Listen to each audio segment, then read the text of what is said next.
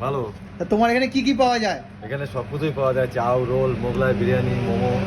আচ্ছা মোমো, আচ্ছা মোমোর প্রাইস কি আছে? 50 টাকা। 50 টাকা। একটু দেখাও দেখি, এই যে, মোমোটা দেখাও।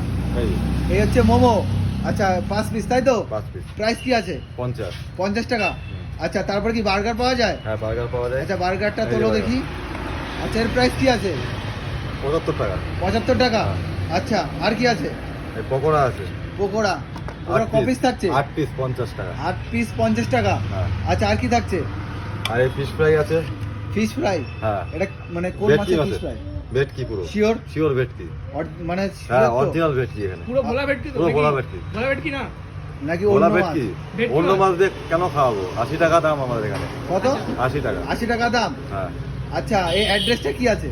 অ্যাড্রেসটা আছে কল্যাণগড় মোড়।